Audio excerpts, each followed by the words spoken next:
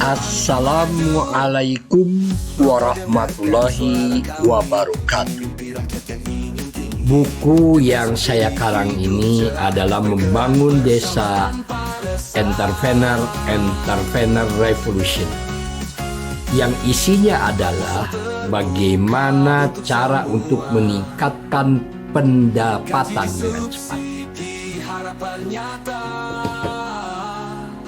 Alhamdulillahirrahmanirrahim, bisa bersama Ismail Satrianto Angga Praja. Semoga buku ini atau penjelasan ini bermanfaat. Simak video ini hingga tamat. Mampukah mengubah cara berpikir rakyat miskin menjadi lebih sejahtera, sehingga apa yang dicita-citakannya, yaitu mengenai ketimpangan antara orang-orang miskin dengan orang-orang kaya yang begitu jauh perbedaannya. Tentu saja ini harus dikaji dengan konsep yang benar, yaitu mengenai cara berpikir. Saya termasuk yang meragukan bisa ada perubahan di mana mampu mengubah rakyat Indonesia, yang dimana rakyat Indonesia hari ini telah begitu rusaknya, ya, dimana mereka itu adalah rata-rata pragmatis dan mereka itu adalah mengejar uang, bukan bagaimana mengejar kerja yang baik dan benar atau belajar yang tekun dan ulet, tetapi dia senang tangan di bawah daripada tangan di atas.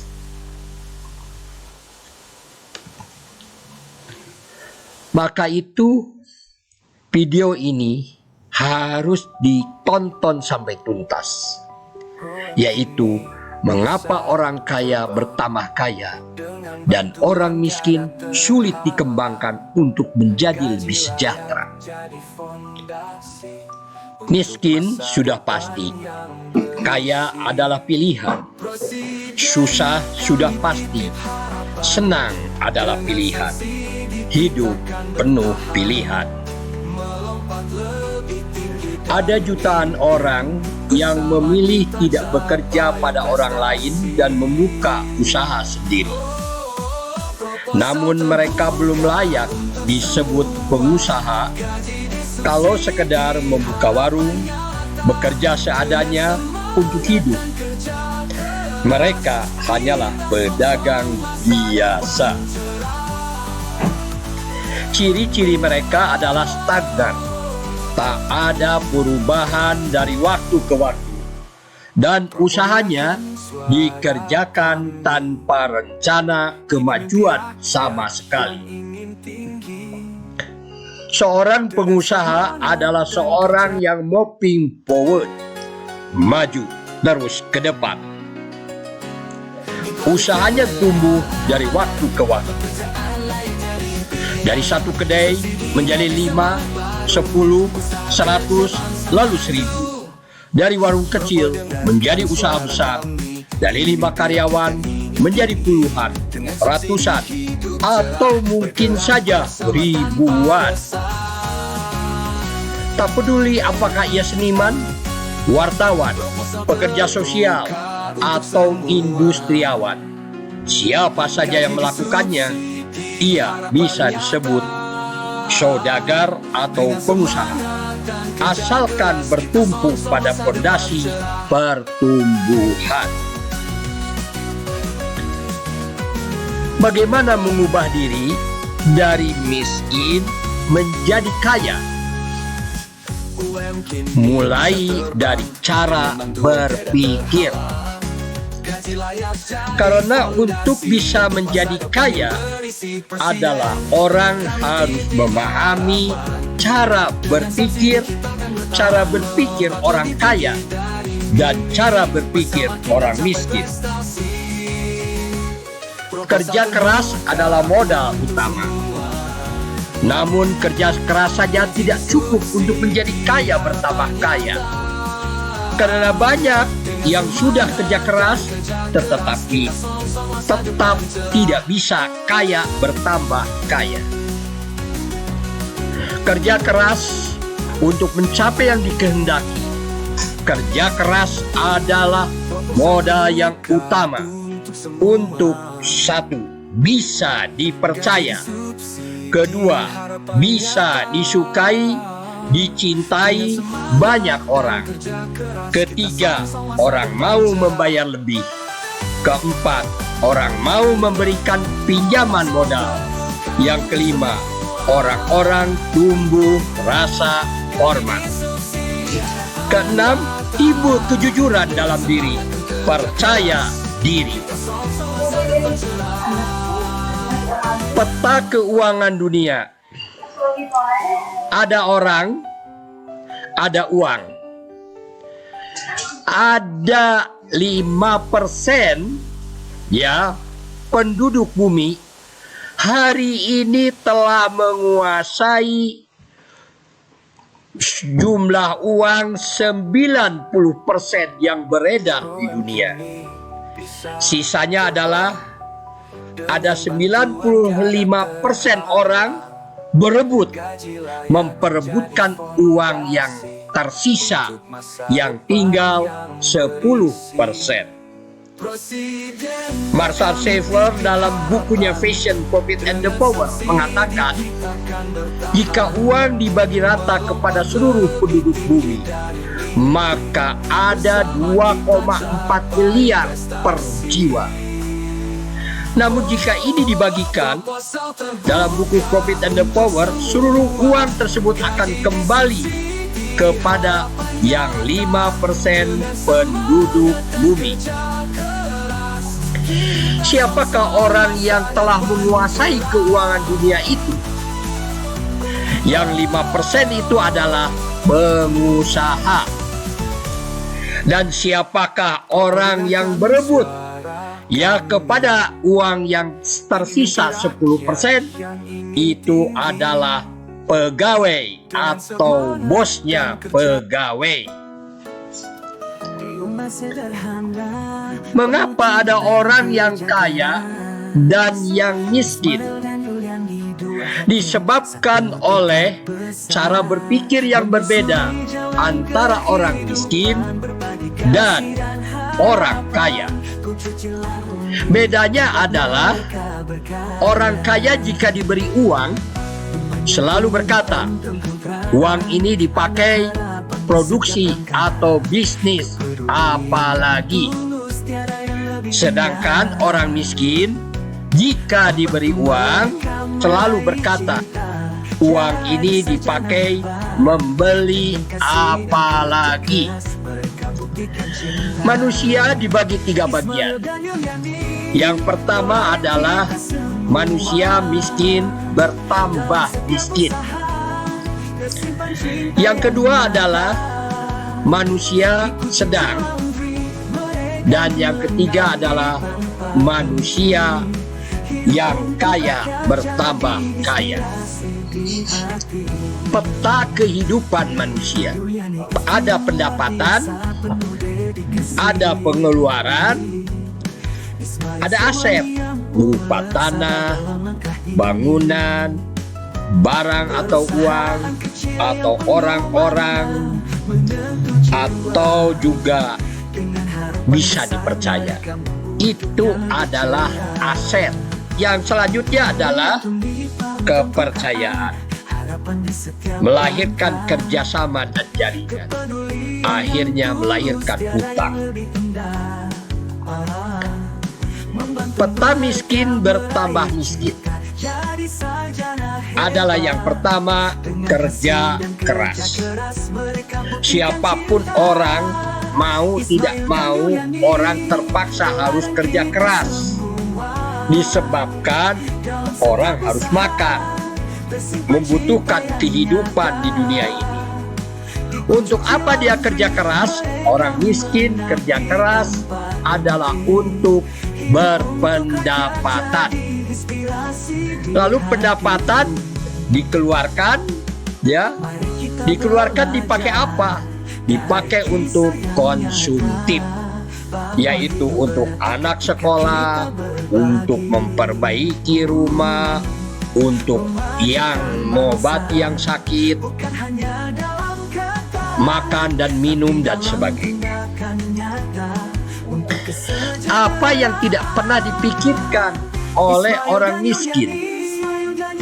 Yang tidak pernah dipikirkan oleh orang miskin adalah aset, yaitu di mana dia memiliki tanah, tetapi tanah itu tidak dimaksimalkan untuk pendapatan.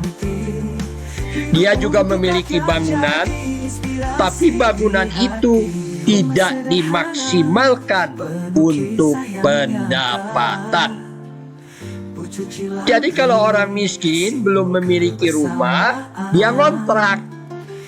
Maka ngontraknya itu adalah tanah dan bangunannya tidak untuk dipakai berpendapatan, tetapi hanya dipakai untuk tidur, makan, istirahat.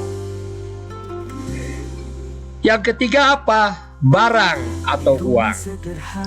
Orang miskin itu adalah kalau dia memberi barang, barangnya tidak untuk meningkatkan pendapatan.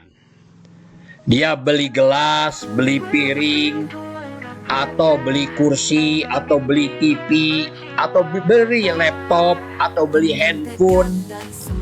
Ya, barang-barang yang dia miliki, ya, itu tidak dipakai untuk peningkatan pendapatan.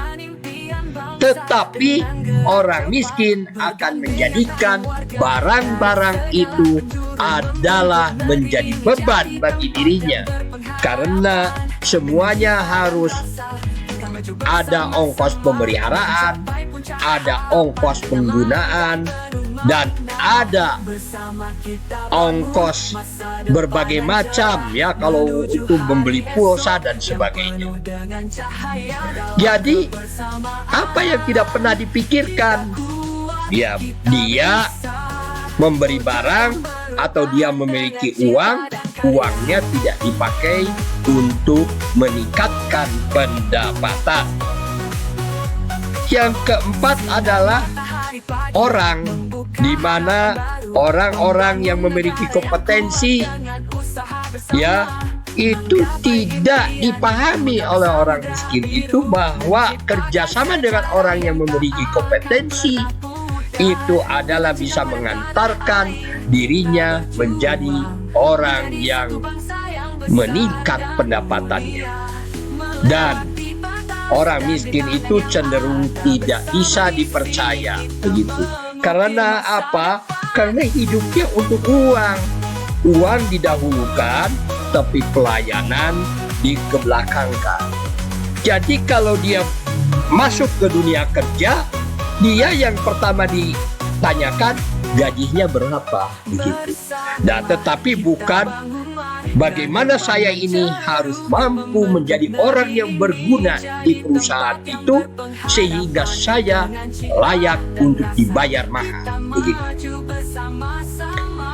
Lalu yang selanjutnya, orang miskin itu tidak memiliki kepercayaan dan tidak dipercaya, maka itu dia tidak bisa membangun kerjasama atau jaringan, ya. Jangankan dengan orang lain, dengan satu keluarga saja, dengan satu rumah saja, dia sudah tidak memiliki komitmen untuk membangun kerjasama atau membangun jaringan dengan serumah untuk meningkatkan pendapatan. Lebih-lebih dengan orang luar, begitu. selanjutnya maka itu dia tidak bisa dipercaya, tidak bisa berhutang. Sekarang bagaimana peta manusia sedang? Peta manusia sedang itu sama. Orang itu kerja keras. Untuk apa? Untuk berpendapatan. Siapa itu manusia sedang itu? Ada yang doktorandes, ada yang doktor, begitu ya. Ada yang jadi direktur, begitu. Semua tetapi sama. Mereka adalah kaum employed, kaum pekerja, begitu. Yang dimana mereka digaji dengan pendapatan yang tetap. Semakin tinggi kerja kerasnya, semakin tinggi jabatannya, maka pendapatannya semakin tinggi. Tetapi jika dia sudah tidak bisa kerja keras, maka pendapatannya menurun, bisa jadi pendapatannya hilang, begitu. Maka itu peta manusia sedang ini adalah dia kerja keras untuk apa? Untuk berpendapatan. Lalu pendapatan itu dikeluarkan untuk apa? Untuk konsumtif, ya, begitu. Tetapi karena dia manusia sedang, dia adalah seorang sarjana. Masa seorang sarjana rumahnya lebih buruk daripada orang yang bukan sarjana, begitu. Maka biasanya istrinya mengatakan, masa kita ini orang intelektual, orang sarjana, lulusan perguruan tinggi, tetapi kita tidak bisa lebih baik daripada tetangga kita yang mereka pendidikannya SMA, SMP, tapi mereka sudah bisa membuat rumah. Sudah kelihatannya mereka layak untuk hidup layak. Maka itu manusia sedang ini ya bertambah konsumtifnya. Karena apa? Karena gaya hidupnya. Sedangkan warnanya bertambah tapi pendapatannya tetap sama. Maka dia kerja keras ya untuk apa? Untuk berusaha membangun kepercayaan yang lebih tinggi supaya dia mampu kerjasama, gitu, mampu membuat jaringan, dan dia juga bisa berhutang. Tetapi tak kala dia mampu melakukan kerjasama atau jaringan, dia mampu berhutang, hutangnya dipakai atau kerjasamanya dipakai pendapatan. Jadi apa yang tidak pernah dipikirkan oleh manusia sedang, ya, di mana pendapatannya tetap tapi asetnya yang dia beli menjadi beban. Dia membeli tanahnya tidak diproduktifkan. Dia membeli bangunan juga tidak diproduktifkan. Dia memberi barang-barang, kursi, TV tidak bisa diproduktifkan. Dia banyak teman-temannya karena dia manusia sedang, tetapi orang-orangnya menjadi beban. Dan dia memang bisa dipercaya begitu. Kenapa? Karena manusia sedang. Tetapi sebenarnya ini lebih susah daripada orang miskin. Kenapa lebih susah daripada orang miskin? Karena pendapatannya tetap, pengeluarannya bertambah, konsumtifnya bertambah, ditambah dengan harus membayar hutang atau membayar kerjasama, dan juga untuk memelihara aset dan pembiayaan aset. Sedangkan pendapatannya tetap. Inilah yang menjadikan manusia menjadi korupsi. Ya, sekarang bagaimana peta kaya bertambah kaya? Orang kaya bertambah kaya dimulai pikirannya dia kepada aset. Dia memiliki tanah, dia memiliki bangunan, dia memiliki barang, dia memiliki uang, dia juga banyak kenalan orang-orang, dan juga dia bisa dipercaya begitu, ya. Maka Orang kaya bertambah kaya, dia kerja keras, ya. Bekerja keras untuk apa? Untuk memaksimalkan asetnya. Dari hasil dari memaksimalkan aset ini, maka timbullah peningkatan pendapatan. Lalu dia dikeluarkan, pengeluarannya dipakai apa? Untuk mengembangkan aset lagi, ya.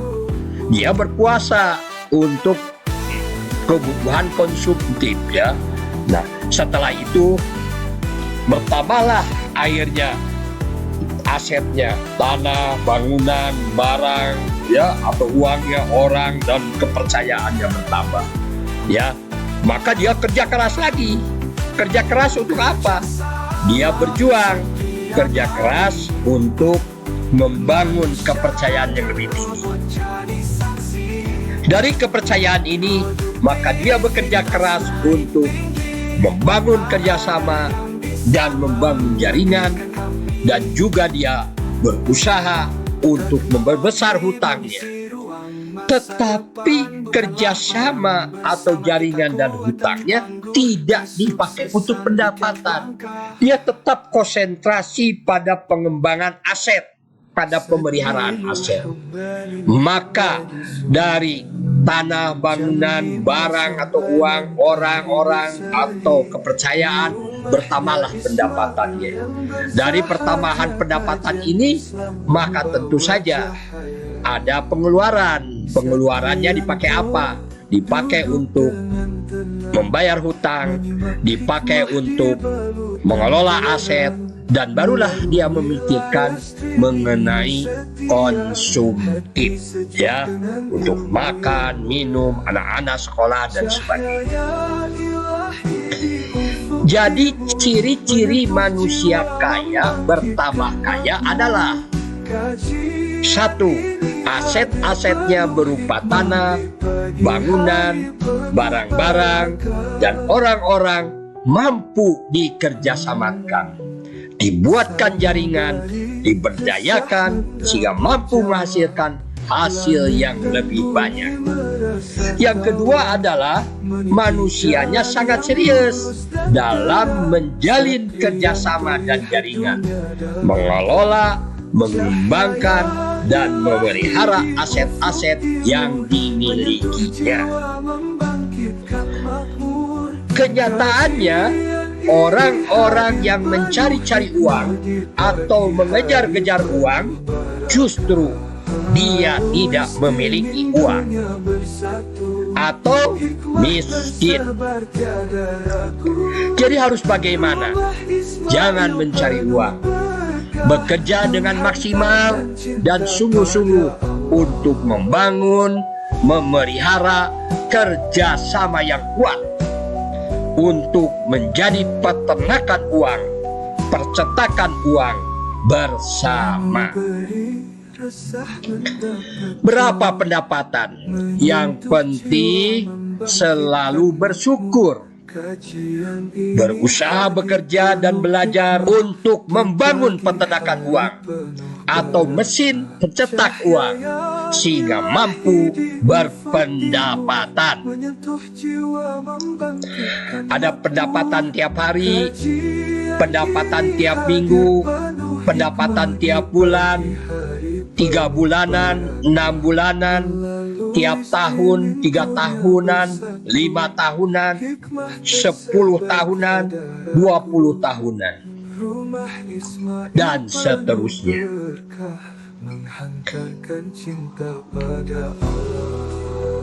Mari kita lanjutkan. Bisnis itu harus legal, terdaftar minimal di kelurahan atau desa. Setelah itu didaftarkan di pemerintahan daerah. Untuk apa tujuan bisnis? Tujuan bisnis itu adalah untuk membangun kerjasama yang kuat, untuk memperbanyak dan mengembangkan aset. Bagaimana caranya membangun kerjasama yang kuat untuk memperbanyak dan mengembangkan aset? yaitu memperbanyak kepercayaan, membangun kerjasama, dan akhirnya memperbesar hutang. Untuk apa semuanya itu? Untuk membangun kerjasama yang kuat, untuk memperbanyak dan mengembangkan aset. Mari kita lihat ya, ada 3 di sini. Bisnis itu harus legal, tujuannya adalah untuk mengembangkan aset dan kerjasama dan memperbanyak kepercayaan sehingga terbangun kerjasama dan hutang. Saya membeli tanah, harganya 275 juta. Lalu dibangunlah Raja Sate ya di Jalan Oto Iskandar Dinata di Desa Pasawahan. 2,5 tahun keuntungannya hanya 75 juta. Tentu saja kalau dibandingkan dengan tanah yang dibeli dengan modal untuk membangun Raja Sate, tentu saja dengan 2,5 tahun 75 juta ini belum break-even point. Tetapi 2,5 tahun itu tanah saya sudah harganya 400 juta penambahan nilainya. Dan 4 tahun tanah saya sudah 950 juta. Dan 6 tahun tanah saya 1,6 miliar. Dan sekarang tanah saya lebih dari 2,6 miliar harganya itu. Jadi kalau kita ini bisnis, kalau kita mengandalkan dari jual beli saja, yaitu kita mengambil untung dari hasil jual beli, ya, itu tentu saja kita akan sulit berkembang karena ada inflasi, ya. Contohnya adalah pada waktu saya membeli tanah itu, harga tanah itu, contohnya pada waktu saya membeli tanah dan bangunan itu, yang harga tanahnya 275 juta, harga beras itu harganya adalah 2.300 rupiah. Ini berlangsung sudah 13 tahun. Dari harga 2.300 rupiah per kilogram beras itu, sekarang adalah sudah tahun 2024, harga beras harganya 15.000 rupiah. Bayangkan itu. Jadi kalau kita mengandalkan keuntungan dari jual beli, itu kita terkena inflasi. Maka itu dikatakan bahwa tanah dan bangunan itu adalah ibunya bisnis. Bisnisnya adalah anaknya. Bisnis bisa jadi ada dan tidak ada, tetapi ibu selalu melahirkan bisnis. Mari sekarang bagaimana ke-9 langkah untuk menjalankan usaha. Yang pertama adalah kita harus berani memulai membuat kantor usaha di rumah sendiri atau di tempat kontrakan. Yang kedua adalah rajin penawaran produk, kapanpun, dimanapun, sedang apapun. Karena orang bisnis itu tidak ada pekerjaan yang terbaik bagi seorang pembisnis atau pengusaha. Dia itu selain rajin melakukan penawaran. Jadi kalau ada orang yang datang ke rumah kita, orang tidak menawarkan apapun di hadapan kita, artinya dia bukan orang bisnis. Yang ketiga adalah handphone Android dimaksimalkan kegunaannya dan menggunakan teknologi yang terbaru, yang lebih murah, lebih cepat, lebih terstandarkan, dan lebih baik. Keempat adalah pemahaman produk, keunggulan, kelemahan, manfaat. Dan kelima adalah membangun konsumen tetap atau customer base. Keenam adalah membangun supplier tetap atau supplier base. Yang ketujuh adalah penguasaan jalur distribusi. Kita harus tahu mulai dari mana barang itu diciptakan sampai bagaimana barang itu bisa sampai ke konsumen. Yang kedelapan adalah harus memelihara kepercayaan. Dan yang kesembilan harus memahami pembukuan keuangan dan aset.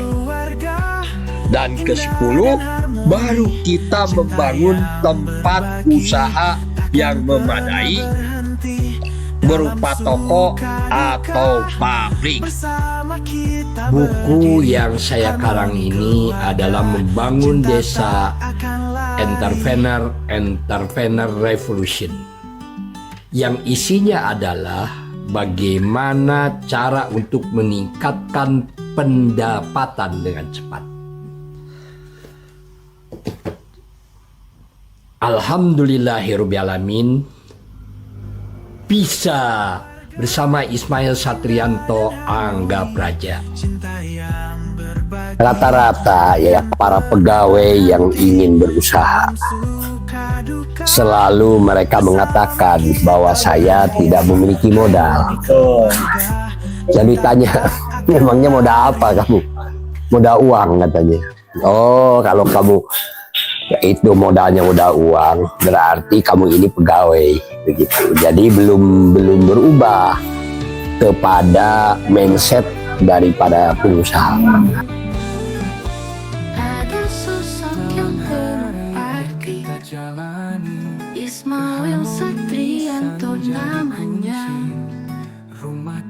pahlawan ilmu untuk bangsa. Dengan tekad semangat membara, mengajar tanpa kenal lelah, membawa harapan di setiap langkah, menuju cakrawala cerah. Oh Ismail, pahlawan ilmu, setiap anak mimpinya dirimu. Jadi pengusaha itu modalnya bukan uang, ya begitu. Seringkali dikatakan modal yang utama itu adalah keberanian. Keberanian. Ya.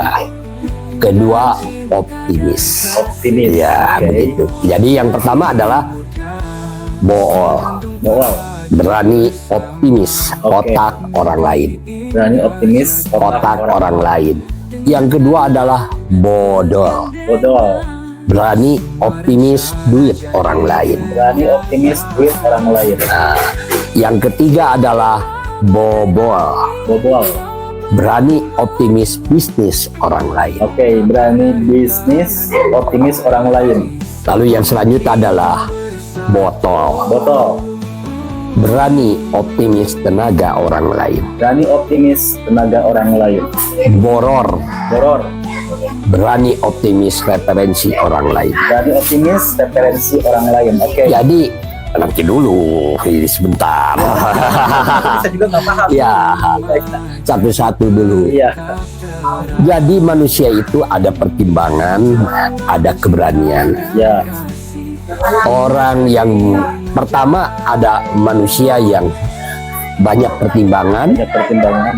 dan juga dia tidak punya pertimbangan. Yang pertama itu, yang kedua juga dia tidak berani. Ini manusia pertama. Manusia yang kedua adalah orang yang banyak pertimbangan. Karena banyak pertimbangan, maka otomatis keberaniannya kurang. Yang ketiga adalah berani. Yang ketiga adalah keberaniannya tinggi. Karena keberaniannya tinggi, otomatis pertimbangannya kurang. Yang keempat adalah pertimbangannya banyak, ya. Pertimbangannya banyak, keberaniannya juga besar. Inilah karakter kesempurnaan sebagai seorang pengusaha. Memang keberanian harus banyak, pertimbangan juga harus banyak. Pertimbangan itu kan tergantung ilmu yang dia miliki. Jadi sebaik-baiknya sekolah bagi pengusaha itu ya perusahaannya. Oh iya iya. Ya, sebaik-baiknya. Universitas yang sebenarnya adalah perusahaannya. Nah, kalau orang sekarang banyak pertimbangan, keberanian kurang, itu kan akibat orang tua yang salah mendidik. Kalau ada orang yang bertengkar, ya, nah, kamu ini harus banyak pertimbangan, jangan mengadakan keberanian. Lebih baik kamu ini mengalah untuk menang, misalnya begitu. Ya akhirnya karena dia mengalah menang, tidak punya pengalaman, jatuh menjadi kalah dan kalah. Ya iya iya. Ya. Lalu ada orang yang berani, kamu harus berani. Tetapi akibatnya ditimpuk orang, gitu ya, timpuk orang, jatuh. Nah, tetapi orang yang keberaniannya banyak, lalu pertimbangannya kurang, lama-lama dia akan banyak pengalaman. Akhirnya dia akan banyak pertimbangan dan tetap keberaniannya terjaga. Jadi lebih baik kita ini adalah kalau kita memilih, apakah kita banyak pertimbangan lalu keberanian kurang sehingga kita punya prinsip mengalah untuk menang, atau kita berani dulu lalu resikonya kita kalah, jatuh. Kita pengusaha itu harus mengambil berani, harus lebih dahulu daripada pertimbangan, sehingga nanti sehingga dia akan memiliki karakter menang dan menang. Jadi yang pertama itu adalah berani. Optimis itu dia yakin. Kenapa orang lain bisa kalau kita tidak? Kenapa kalau orang lain itu bisa bertahan sedangkan kita tidak bisa bertahan? Kenapa orang lain bisa berkembang? Kenapa kita tidak bisa berkembang? Tidak bisa berkembang. Maka orang itu harus optimis, ya. Caranya adalah ya kita melihat keberhasilan orang. Karena siapa yang mengetahui orang lain, meskipun dia tidak tahu diri, tapi setengah kemenangan akan didapat. Kenapa setengah kemenangan akan didapat? Karena dia belajar pada orang-orang sukses, belajar pada orang-orang yang berhasil. Begitu, meskipun dia sendiri tidak tahu diri, gitu. Tetapi kebanyakan ini setelah kemenangan sudah didapat. Jadi, ya, yang terpenting itu optimis. Optimis itu kalau diterjemahkan begitu ya, O-nya itu obat, P-nya penyakit, T-nya tidak miskin. Nah, optimis, obat penyakit tidak miskin. Jadi orang-orang optimis itu insya Allah akan terus berkembang dan pikirannya selalu positif, husnudon, baik terhadap Allah. Tapi orang-orang yang pesimis, P-nya itu apa? Penyakit. Si miskin, pesimis, penyakit si miskin. Pikirannya negatif, maka daya juangnya juga rendah. Dia segala sesuatu dinilai dengan sesuatu yang negatif, sesuatu yang segala lupa. Jadi orang selalu berorientasi kepada kelemahan. Orang-orang yang selalu berusaha melihat terlebih dahulu kelemahannya dan ancaman, tidak kepada peluang dan kekuatan, ya otomatis dia akan pesimis. Begitu. Jadi itu yang pertama ya. Silakan. Oke, jadi harus punya tekad kuat, keberanian. Jangan banyak pertimbangan, itu yang pertama ya Pak. Ya, jangan banyak pertimbangan. Nah, yang kalau banyak pertimbangan nanti nggak jadi kita ini. Di sudut kota ini ada tempat yang istimewa. Kecucilah Andre berdiri dengan bangga.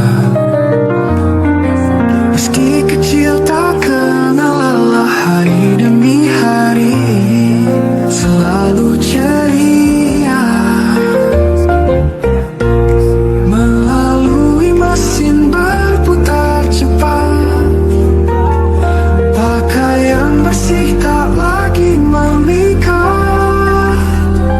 Kesucian di tempat penuh cinta.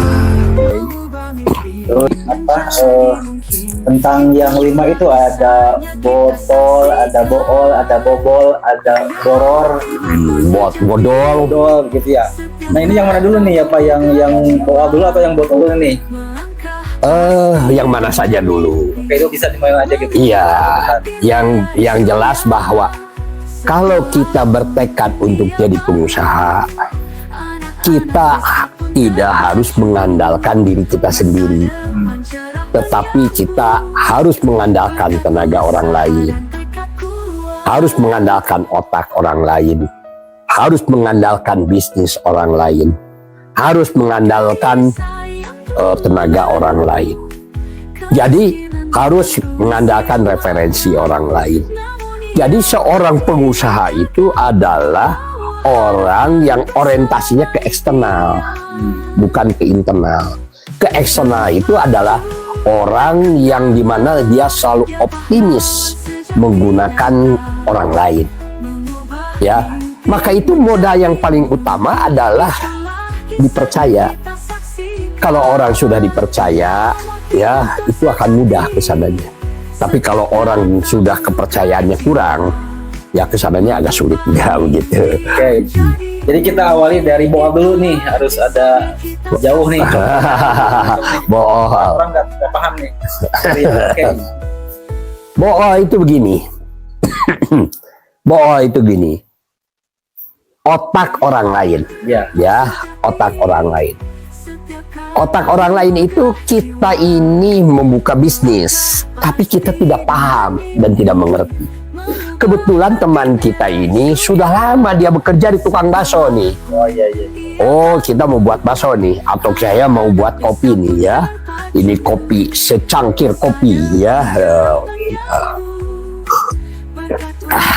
Enak ya. Saya mau buat kopi nih. Tapi kita tidak paham kopi. Tapi ada orang yang dimana orang itu sudah bekerja di pabrik kopi. Cuman karena dia bukan mental pengusaha, dia mental pegawai, begitu. Dia itu tidak bisa berbuat apa-apa, meskipun dia memiliki otak kopi, gitu. Maka kita datang silaturahmi kepada orang itu. Mau nggak kita sama-sama kerja dengan kita? Kan dulu saya tahu di sana itu tukang kopi dan sudah biasa mengolah kopi, dan kopi Anda itu enak. Saya bisa menjualkannya. Yuk kita sama-sama kerjasama. Artinya pakai otak orang lain gitu. Lalu tenaga orang lain, itu sudah jelas ya, ini bisnis orang lain. Kita mau bisnis, ya kalau bisa jangan coba-coba dulu lah bisnis itu. Bisnis yang coba-coba, namanya coba-coba kan kebanyakan gagal. Bisnis itu yang pasti-pasti saja. Bagaimana caranya? Ya caranya lihat orang lain bisnisnya bisnis apa. Lalu bisnisnya sudah maju di sana. Umpamanya ada orang yang sudah berbisnis mengenai kopi botol, ya, kopi botol. Kan banyak di YouTube itu orang-orang sukses yang sudah menjalani kehidupan itu kan bisnis orang lain. Nah, kalau bisa kita berhubungan dengan mereka, dan kita sebaiknya menghubungkan diri menjadi cabangnya, minimal menjadi penjualnya dulu, ya, atau menjadi apanya dulu begitu. Sehingga kita nyambung silaturahminya dengan bisnis orang lain. Kita tidak usah gagayaan buat brand sendiri yang aneh-aneh dan sebagainya. Pakai aja brand orang lain, ya. Pakai brand banyak kucuci, udah pakai kucuci saja ya. Raja Sate, Abu Akikah Ismail, gunakan Abu Akikah Ismail. Itu bisnis-bisnis orang lain itu yang sudah berjalan itu, insya Allah tak kala kita buka bisa jadi lebih maju daripada itunya, lebih yang utamanya. Kenapa? Karena yang utamanya kan udah berpengalaman, ditransfer kepada Anda. Lalu sudah ditransfer kepada Sun-Sun, namanya Sun-Sun kan punya kreativitas yang lebih baik. Ya bisa jadi lebih laku itu Sun-Sun itu daripada yang utamanya. Tetapi menjaga hubungan itu sebaiknya dijaga. Lalu duit orang lain, ya tidak perlu kita ini harus punya duit sendiri. Asal kita bisa dipercaya, menghubungkan dengan bisnis orang lain, permodalan itu nanti akan masuk dengan diri di sini. Karena orang juga mau dibantu, orang juga mau sukses kan begitu, orang juga mau berkembang. Dan orang itu ada yang datang meminta kerjasama dengan kita untuk berbisnis, begitu kan? Ya kita serahkan saja kepada orang yang benar sungguh-sungguh ingin mengembangkan bisnis dan ingin menjadi pengusaha begitu. Jadi levelnya kita pengusaha antar pengusaha ya, bukan level dengan pegawai lagi. Nah, kalau dengan pengusaha dan pengusaha itu cepat berkembang karena dia kan sudah biasa mengerjakan pekerjaan yang lain.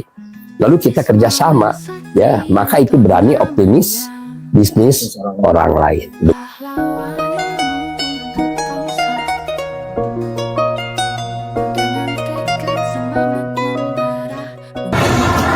Mantap, pokoknya mantap.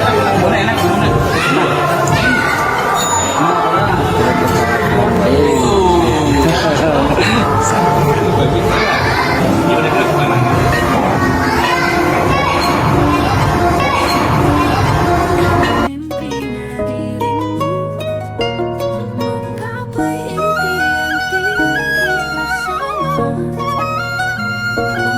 masa depan Indonesia dari pagi hingga senja dengan itu yang pasti aku mendoakan. Ini biasanya Pak Ismail, misalkan kalau kita terjun begitu ya, terus kan 50% antara maju atau bangkrut itu. Terus kan biasanya orang suka berganti ini, cepat berganti profesi atau berganti bisnis yang digelutinya. Bagaimana ini? Iya, itu karena dia tidak memiliki mentor, ya, tidak memiliki guru. Bisnis itu ya harus konsisten dalam satu bidang. Umpamanya gini, saya mau jualan kopi. Nah, kopi ini harus konsisten dari mulai saya bertekad untuk jualan kopi. Berapa lama? Ya sekitar 5-6 tahun. Ya 5-6 tahun. Nah, maka kalau orang bisa bertahan 5-6 tahun, kira-kira mengerjakannya selama 10.000 jam. Ini ilmu umum sebetulnya, ada dalam buku-buku juga sama begitu. Kalau orang mau sukses, orang harus memiliki kemampuan mempelajari sesuatu, berlatih sesuatu selama 10.000 jam. Itu kan ilmu umum sebetulnya, silakan saja baca itu buku-buku sukses itu ya. Nah, jadi mulai saya membuka bisnis 6 bulan pertama itu biasanya cash flow-nya min. Karena pasar belum terbangun, pengalaman belum banyak dan sebagainya. Kita juga analisis lingkungan juga belum sampai. Jadi 0 sampai 5 bulan pertama, 6 bulan pertama itu biasanya cash flow-nya min. Orang sudah mengatakan, aduh capek nih usaha teh. Ternyata ya usaha teh debabari, ya tidak mudah usaha itu. Kalau begitu saya berhenti saja. Ini kan jadi pegawai lagi ya begitu. Jadi 0 sampai 5-6 tahun pertama itu cash flow jamin. Dari 6 bulan sampai 12 bulan sampai 1 tahun biasanya sudah ada mulai pendapatan. Tapi pendapatannya kecil dibandingkan dengan usaha yang dia lakukan. Ini usaha sudah 6 bulan, usaha sudah 1 tahun, kok hasilnya gini-gini juga, tidak terlihat hasilnya yang menggembirakan.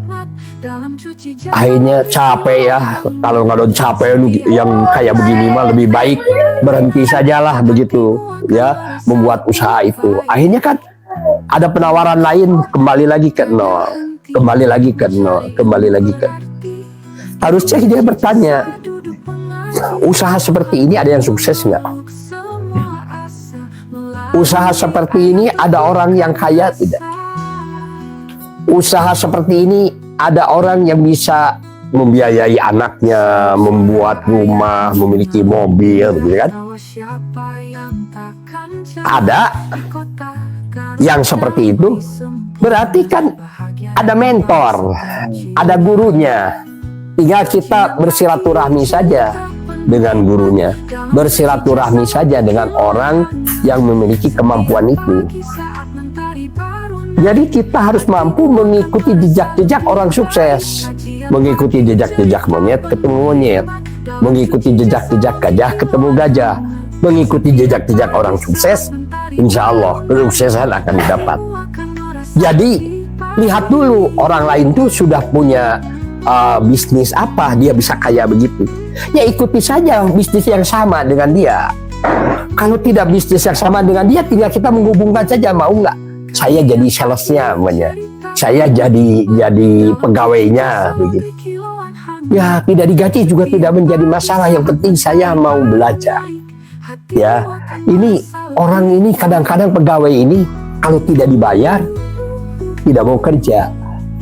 Aduh, pikirannya saya bekerja ya harus dibayar. Karena keringat lelah itu harus dibayar. Cara seperti ini akhirnya konsentrasinya bukan kepada pembelajaran, tapi konsentrasinya pada uang dan pembelajarannya hilang. Ya, jadi seharusnya dia, kalau orang lain bisa, kenapa kita tidak bisa? Begitu ya. Ini. Nah, maka itu biasanya sudah 1 tahun orang bubar. Ya, bubar, capek ah. Saya tanya, kenapa kamu berhenti itu jualan yang seperti itu? Pak Ismail capek katanya. Orang sudah kerja 1 tahun. Ini siang malam, hasilnya tidak sebanding dengan apa yang didapat. Ya, kalau dia teruskan, akhirnya sampailah dia 2 tahun. Nah, kalau sudah 2 tahun dinamakan pengusaha yang memiliki daya tahan. Biasanya sudah mulai pengusaha itu memahami kunci-kunci sukses itu. Ya, kunci-kunci yang tersembunyi itu sudah terlihat. Ya, ini apa keberhasilannya, kesuksesannya itu. Ya, dia harus memulai. Ya, begitu. Ini kan sudah 2 tahun nih. Nah, tetapi dari 2 tahun sampai 6 tahun ini disebut euforia pengusaha. Euforia pengusaha itu merasa sukses, merasa hebat, merasa bisa begitu. Padahal dari 2 tahun sampai 6 tahun itu di sana ada sumber konflik itu. Karena duit sudah banyak ya. Yang tadinya teman tiba-tiba temannya buka sendiri gitu tanpa izin dari kita, atau dia berkhianat mengambil uang kita, atau memasukkan saudara-saudaranya ke dalam, sehingga suasananya menjadi tidak sehat lagi, pembinaannya juga tidak sehat lagi. Nah, ini 2-6 tahun itu biasanya ini adalah euforia pengusaha, ingin memiliki rumah sendiri, ingin memiliki mobil yang bagus, lalu diperlihatkan kepada teman-temannya, diperlihatkan kepada saudara-saudaranya. Di sini sumber perceraian itu.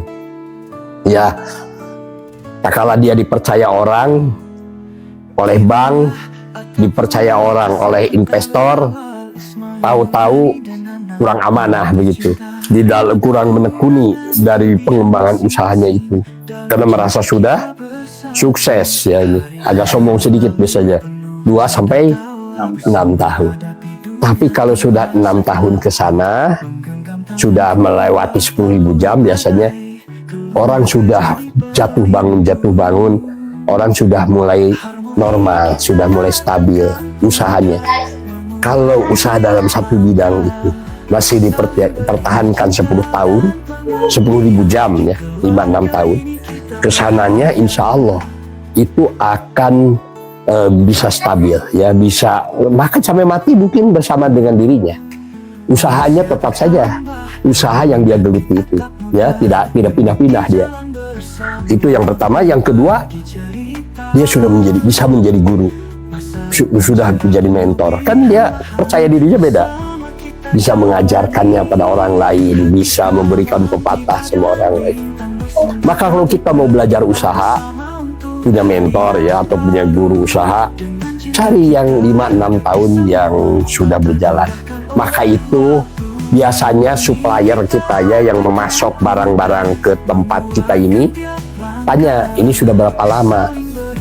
Kalau sudah lebih dari 5-6 tahun, sudah 7 tahun, bahkan ada yang 15 tahun begitu, jadikan itu guru ya, tempat kita bertanya, begitu, bersahabatlah dengan mereka, begitu ya. Oke. Jadi itu ya fasenya dari 0 sampai 6 bulan, dari 6 bulan sampai 12 bulan. Terus juga fase dari 12 bulan sampai 2 tahun. Dari 2 tahun sampai 6 tahun. 6 tahun. Itu masa rawan ya Pak ya? Ya, 6 tahun sampai 6 tahun itu masa rawan, masa korban perceraian, bisa bercerai, bisa apa, Euforianya di sana. euforia, karena anak-anaknya juga bisa jadi korban itu. Oke. Maka itu harus punya guru itu, justru setelah 2 tahun ke 6 tahun itu harus punya guru yang Kalau betul. dia bisa bertahan di sana, insya Allah kesininya. Kesananya bisa seumur hidup, itu usahanya ada. Oke. Ini Pak Ismail, mungkin Pak Ismail punya contoh ini perusahaan yang bertahan bisa puluhan tahun atau ratusan tahun itu. Seperti apa? Iya, kalau saya nonton film Korea ya, Iya. film Korea itu perusahaan bisa bertahan 600 tahun. Subhanallah, hebat sekali. Iya, zaman Ming ya, itu bisa diwariskan terus gitu ya. Itu hebat itu film Korea itu ya. Saya lihat ini sangat jarang ya. Ya, itu di Korea ya, di Korea itu yang saya tonton itu, sehingga dalam pemecahan masalahnya juga sangat canggih. Karena bagian keuangan itu bagian keuangan itu turun temurun. Buyutnya bagian keuangan, ininya bagian keuangan, sampai kepada anaknya bagian keuangan. Bagian produksi juga turun temurun ya, termasuk direktur ya, ownernya juga turun temurun. Sehingga kekeluargaannya juga berbeda ya, kekeluargaannya berbeda dan bagaimana membangun. Sebetulnya ini yang harus dilakukan oleh umat Islam itu. Dimana kalau umat Islam itu membangun perusahaan itu harus berjamaah ya, harus berjamaah dan harus bisa diwariskan begitu ya. Kalau di kita di sini seperti susu cap bendera ya, itu kan sejak zaman Belanda itu. Lalu perusahaan-perusahaan seperti rokok ya, Jarum gitu, Gudang Garam itu sejak zaman kemerdekaan sudah ada ya. Lalu banyak ini apa namanya perusahaan-perusahaan yang sampai hari ini bisa bertahan begitu ya. Seperti merek odol gitu ya. Itu dulu di kita ini ada merek odol ya, apa pasta gigi itu, sehingga orang kalau yang namanya disikat itu harus pakai odol gitu. Ternyata odol itu perusahaan di Eropa ya, sampai sekarang masih ada itu perusahaan itu ya, masih bertahan begitu. Jadi kita tergantung niat kan. Kalau kita ini berdoa kepada Allah kan doanya itu A'udzubillahi minasyaitonirrajim, bismillahirrahmanirrahim. Rabbi habli hukma wa alhiqni bisolihin waj'alli lisana sidqi fil akhirin waj'alni min warasati jannatin na'im. Ya Allah, berilah aku ilmu dan masukkan aku ke dalam golongan orang-orang yang berkarya, yang berguna bagi orang lain. Jadi karya itu berguna bagi orang lain. Semakin tinggi ilmu, semakin tinggi kita ini, kita akan semakin soleh. Soleh itu apa? Soleh itu adalah dia melakukan sebuah kegiatan yang berguna bagi orang lain. Maka dia disebut soleh. Jadikan aku buah tutur yang baik. Ya, buah tutur yang baik itu adalah dijadikan sebuah buku seperti ini ya. Ini buku membangun desa entrepreneur revolution begitu ya. Ini menjadi buah tutur yang baik. Isinya apa isinya? Isinya adalah bagaimana kita membangun desa entrepreneur ya. Jadi sebuah revolusi cara berpikir di masyarakat begitu. Saya membuat ini sudah 10.000 ini buku ini ya. Berarti ada buah tutur yang baik. bagi generasi-generasi yang akan datang, baik pikiran maupun bisnis begitu. Tetapi orang-orang yang tidak memiliki ilmu dalam usaha dan dia hanya sekedar untuk memenuhi dirinya sendiri, perusahaan ini hanya sekejap. Dia maju, setelah itu pemiliknya meninggal, ya sudah selesai. Karena di dalam periode perusahaan itu satu ada periode perintisan. Semua orang berkorban, semua orang berjuang, semua orang berusaha. Itu periode perintisan. Kedua, periode pemantapan. Orang sudah mengatur mengenai standar operasional prosedur, baik dalam gaji, dalam kualitas, dalam segala hal berdasarkan SOP ya yang pasti begitu. Yang terakhir ini kaum penikmat. Kaum penikmat ini yang tidak memahami bagaimana dia merintis dan bagaimana dia memantapkan perusahaan itu. Kaum penikmat itu adalah orang-orang yang mendapat warisan. Dia menuntut, ayah saya sudah bekerja, tapi kenapa saya tidak kebagian? Saya kan ahli warisnya. Ini tanah kan tanah orang tua. Tanah orang tua ini kan sudah selesai, orang tua tidak ada, harus dibagi waris. Tetapi kalau kita ini pembinaan kepada anak-anak atau kepada keluarganya benar begitu, ini akan berlanjut, ya berlanjut. Contoh di pesantren, ini pesantren-pesantren di Tasikmalaya ya. Kalau itu kiainya meninggal, itu keluarganya tidak ada yang berani pergi sebelum diputuskan siapa yang akan memimpin, begitu ya. Jadi kalau sudah diputuskan siapa yang akan memimpin, sudah ada pemimpin baru mereka pada pulang. Ya. Jadi tidak akan pernah ribut bagi warisan begitu ya, begitu. Karena ini adalah karya orang tua sebetulnya yang harus ditindaklanjuti menjadi buah tutur yang baik bagi generasi yang akan datang. Kan kasihan orang tua sudah berdarah-darah membuat sebuah perusahaan, membuat sebuah lembaga, tahu-tahu anaknya menuntut ya untuk dibagi waris. Tak kala akan dikembangkan menjadi di ownernya sendiri bermasalah. Kalau di ownernya sendiri bermasalah, perusahaan itu harus segera memang harus segera dijual, lalu dibagikan dan orang harus merintis yang baru lagi. Oke, misalkan kalau di Garut nih saya tertarik, saya sebut saja seperti dodol piknik. Dodol piknik, ya. Itu ceritanya Pak Ismail pasti paham tentang itu. Ya, dodol piknik itu dulu itu adalah milik Pak Am. Ya, Pak Am itu orang tuanya Pak Haji Ato ya, Pak Haji Deden, ayah Ibu Elin ya, dan Elinnya. Anaknya banyak itu. Nah, itu membangun perusahaan. Saya masih ingat itu pada waktu kecil itu kalau main ke rumahnya, saya selalu ikut nyetrekan nyetrekan ini yang dusnya itu ya, suka ini. Lalu kadang-kadang kalau kan dipakai bermain di sana, si black-blacknya itu dibalik-balikan, disorot oleh matahari sehingga kan mencair ya, mencair lalu diberi ini piring ya, dikasih piring di bawah sehingga banyak ini bekas ini dodol. Lalu saya sering kali pasakan begitu ya dengan Pak Haji Deden ya. Kalau saya teman Pak Haji Deden ya gitu. Sering kami bermain di sana itu. Lalu pada waktu itu meninggal dunia ya. Setelah meninggal dunia, ininya banyak, keluarga ini belum bisa mengelola perusahaan itu ya, karena masih kecil-kecil kan. Maka ada Pak Haji Iton. Pak Haji Iton itu rumahnya di sana tuh dekat Jalan Ciledug. Itu ada dodol juga dia sama ya. Kalau tidak salah dodolnya apa ya, lupa saya ya mereknya itu.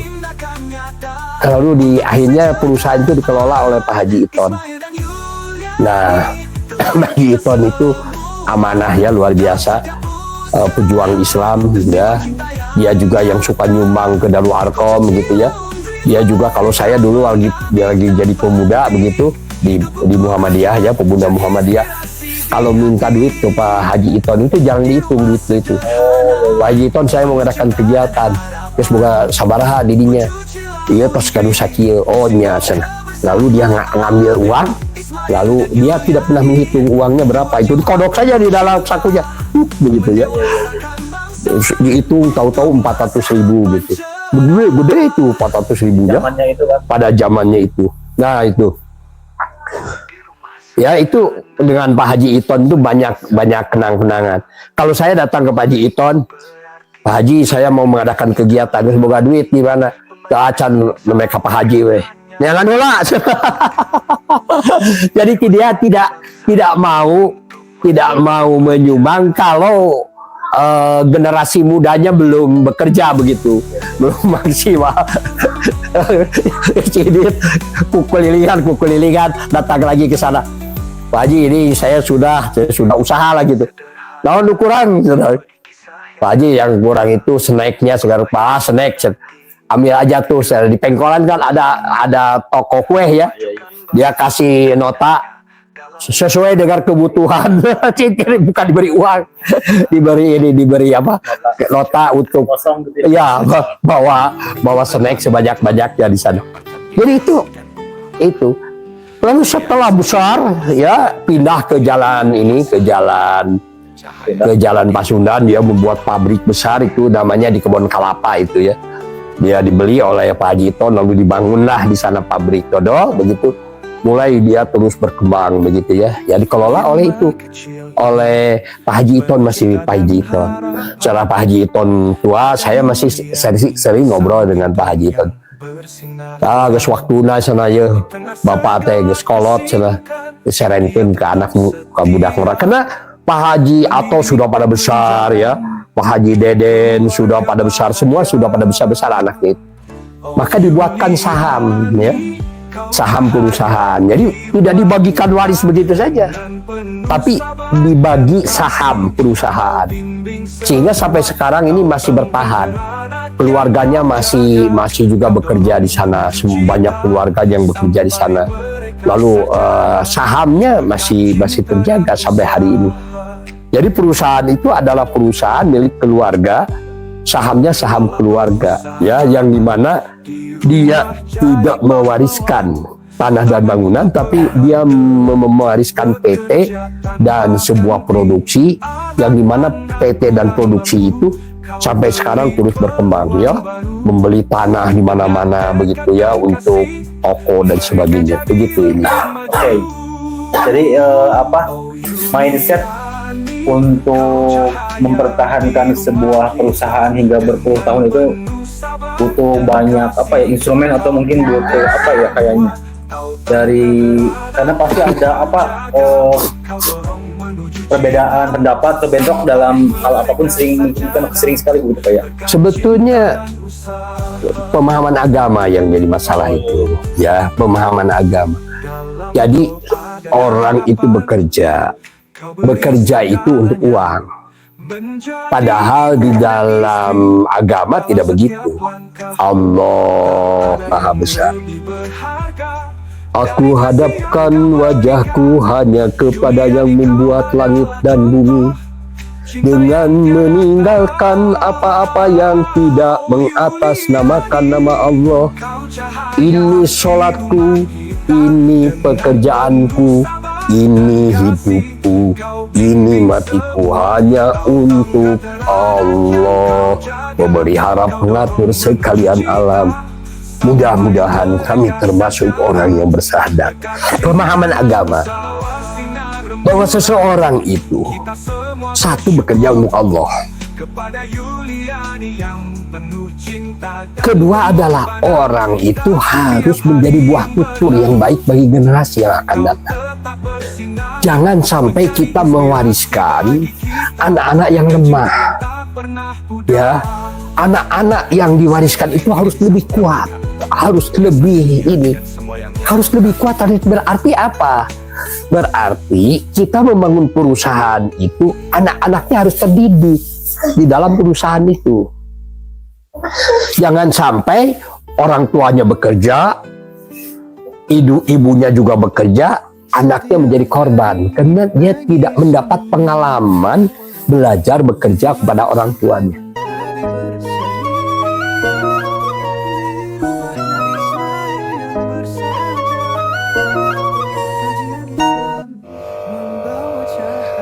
Tidak kalau kan kasiro, aduh. Bayang-bong, gulai kepala kambing, raja sate, pengiriman ketiga. Aduh, iya.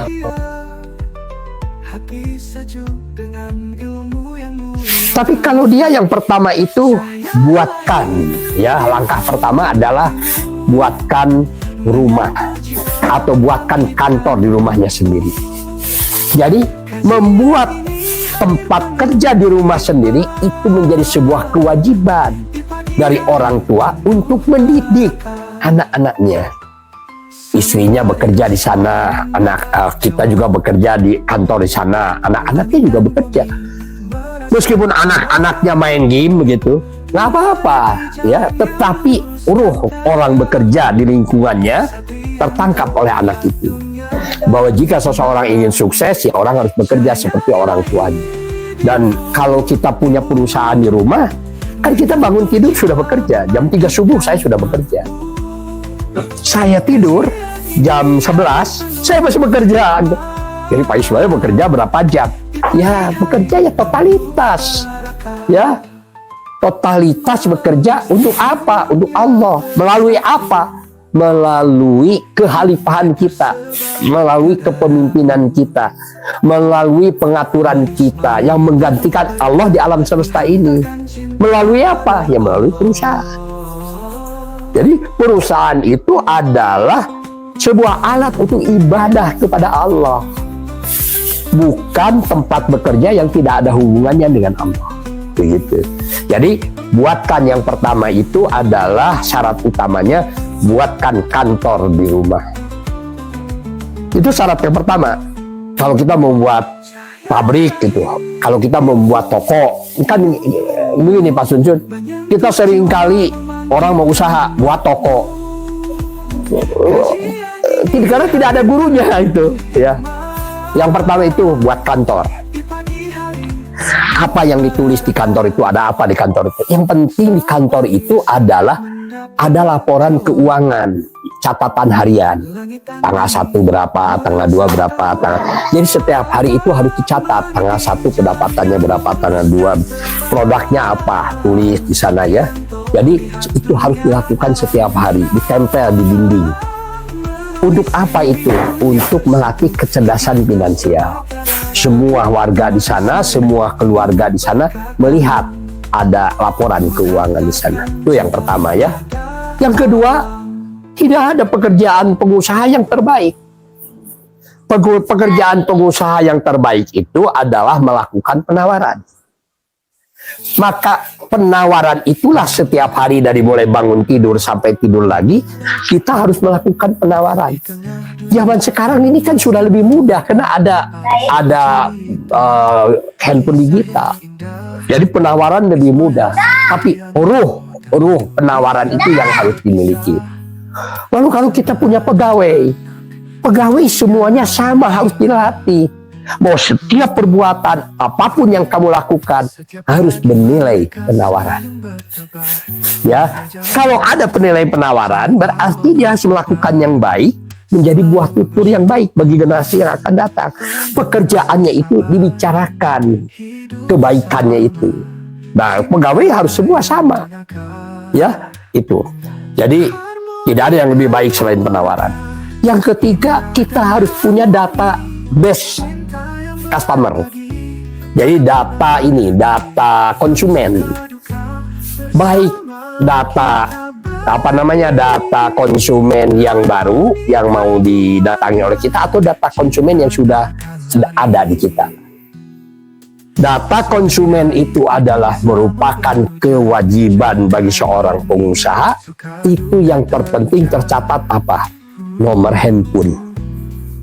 Ya, kalau dulu itu kan harus bagi-bagi kartu nama. Kalau sekarang mah dengan kartu handphone, dengan nomor handphone itu satu ketik bisa ke beberapa orang. Jadi berapa banyak nomor handphone yang harus kita miliki kalau kita ingin sejahtera? Harus lebih dari 30.000 nomor handphone itu. Jadi kita ini harus punya 30.000 nomor handphone.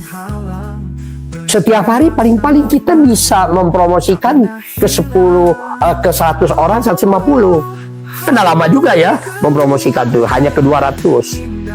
Jadi hari ini sekian, hari besok. Nanti kalau sudah hari ke-30 berarti kan hanya 6.000.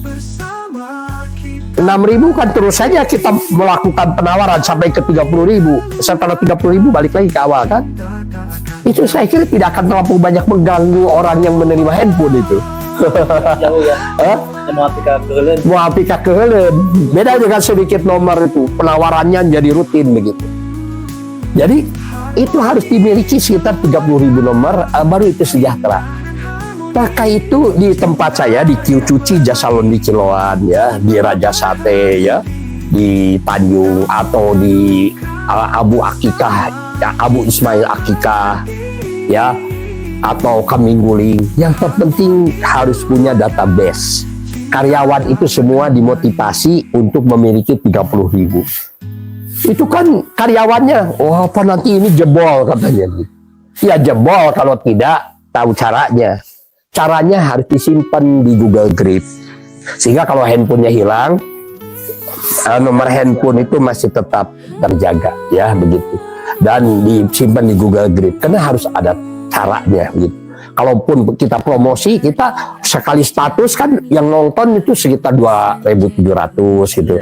270, 300 per hari. Lumayan lah begitu ya. Sama dengan membagikan kartu nama kan begitu. Jadi lebih murah sekarang. Jadi miliki database customer. Yang kedua, miliki database supplier. Ya, supplier itu harus didatang. Kita ini kalau belanja itu jangan kemana-mana. Belanja itu kalau sudah pasti kita belanja ke sana, udah di sana aja. Sehingga kita bisa memiliki hubungan dalam jangka panjang. Ya seperti saya hubungan dengan orang pasar itu sudah 20 tahun, itu hubungannya sudah seperti keluarga. Kita kalau sakit datang ke rumahnya, ditengok begitu. Kalau kebetulan kita lagi punya waktu, ya datanglah ke rumahnya, ngobrol-ngobrol, silaturahmi gitu. Beda itu sehingga database supplier itu kita miliki, bukan hanya kita miliki, tapi terjalin sebuah hubungan. Kalau kita minta tolong, ya saya ini mau mengadakan ini, saya tidak ada uangnya, ambil saja Pak Ismail berapa yang dibutuhkan, gitu kan? Kenapa? Karena dia sudah percaya kepada kita, sudah seperti saudara. Jadi silaturahmi itu akan memperbanyak rezeki dan memperpanjang umur. Yang ketiga, kita harus memahami jalur kontribusi. Jadi barang itu dari mulai ditanam, mulai dibuat, sampai barang itu sampai ke customer, ya kepada konsumen. Kita harus bagaimana sejarah kontribusinya, sehingga tak kala supplier kita ini berhenti, kita tidak kelabakan karena masih ada. Kita tahu dari mana itu barang itu. Tetapi mentang-mentang kita tahu lalu ditinggalkan supaya yang lama kita masuk ke ini, jangan. Kita harus menjalin silaturahmi itu lebih penting daripada uang yang didapat. Karena apa? Karena tatkala kita kesulitan, tatkala kita membutuhkan, orang-orang yang ada di sekitar kita akan menolong kita. Jadi ini kita harus mengetahui jalur distribusi. Berapa? Sudah berapa ini? 4. Yang kelima, kita harus menguasai pembukuan. Ya, pembukuan yang paling penting itu kita mencatatkan pendapatan kotor ya di dinding. Jangan pendapatan bersih. Kalau pendapatan bersih nanti kita tidak percaya diri karena kecil. Tapi pendapatan kotor sehingga kita percaya diri pendapatan kotornya berapa. Nah itu ya yang terpenting, kita harus menguasai pembukuan. Dan pembukuan ini sekarang sudah ada di handphone ya, di di Play Store begitu, tinggal kita mendownload saja ya dengan mudah begitu. Nah, yang berapa sekarang? Yang keenam. Yang keenam ya, kita harus memiliki guru ya, memiliki guru. Nah, guru itu penting, mentor kita ya yang sudah 6 tahun ke ini, insya Allah bisa memberikan. Yang ketujuh, kita harus menguasai teknologi yang terbarukan. Karena teknologi itu ada 3 ya fungsinya. Satu, mempercepat produksi. Kedua adalah membuat murah produksi. Yang ketiga, menjadikan terstandarkan ya. Sekarang ini kalau kita ini tidak bekerja sama dengan robot, akan tertinggal. Maka mulai pengusaha-pengusaha itu harus sudah mulai akrab dengan robot. Karena bagaimanapun robot bisa menekan kos produksi kita begitu, dan kualitas produk kita ini akan terstandarkan lebih baik. Nomor berapa lagi? Nomor 8. Jadi nomor 8 itu adalah kita harus menguasai handphone digital, informasi handphone digital. Jadi semua promosi sudah melakukan handphone digital, dan handphone digital ini harus akrab dengan diri kita. Barulah yang ke-10, kita membuat pabrik, lalu membuat toko. Jadi kalau kita membuat toko itu sudah pasti ada pembelinya. Kenapa? Karena kita sudah sebelumnya juga sudah. Jadi toko itu fungsinya adalah untuk apa? Untuk sekretariat perusahaan yang sudah berjalan, bukan orang yang coba-coba pinjam duit ke bank lalu membuat toko, bangkrut. Karena kan harus dibayar begitu. Lalu itu yang terpenting itu, lalu membuat pabrik begitu. Karena kalau sudah terkuasai yang 10 bidang ini, kita sudah insya Allah lah usaha kita sudah berjalan. Kalau belum, ya sabar saja sampai 5-6 tahun itu biasa terkuasai itu semua. Oke. Buat semua netizen yang sedang live nonton di channel Abu Ismail Akikah, oke. Jadi mana ada 8 poin yang harus kita pahami. 10 loh itu tadi ya, 10. Jadi 10 poin untuk memulai usaha gitu ya. Diawali dari rumah dengan tekad yang kuat, dengan keberanian begitu ya, dan juga butuh mentor bisnis yang sudah berpengalaman. Oke, jadi untuk yang memulai bisnis silakan bisa bisa berkonsultasi dulu sebelum mulai dengan orang yang berpengalaman di bidang bisnis siapapun itu, atau juga bisa datang ke Pak Ismail di sini ya untuk berkonsultasi tentang bisnis supaya menambah keberanian, menambah kemandirian, memulai usaha dimulai dari rumah. Oke. Ini Ya. kalau seandainya punya majelis taklim ya, punya pengajian begitu ya, boleh mengundang saya ya. Oh, Pak Ismail harus bayar, nggak perlu lah, kita kan niatnya juga mau memberi ya begitu. Diundang saja saya ke ini. Tentu saja pengajian saya beda. Pengajian saya adalah entrepreneur muslim, entrepreneur kewirausahaan Islam begitu. Ilmunya berbeda dengan umum begitu ya. Jadi kalau membutuhkan saya sebagai narasumber, boleh saya diundang gitu. Begitu ya, bisa mengundang dan dengan ikhlas begitu ya, dengan sepenuh hati akan membantu untuk bisa memulai usaha Anda atau bisnis Anda di tempat atau juga di komunitas-komunitas pengajian, grup-grup senam, atau mungkin kelompok-kelompok remaja seperti itu bisa dimulai ya. Atau desa juga boleh. Ya, desa ini kan seperti ini, membangun desa entrepreneur revolution. Ini sebetulnya kan konsumsinya untuk desa. Desa ya. Ya. Desa. Bagaimana ini sebuah desa diciptakan untuk membangun kesejahteraan bagi warganya. Silahkan bagi kepala desa begitu, bagi parurah atau orang-orang yang berada di desa, kalau mau mengundang saya juga boleh saja. Oke.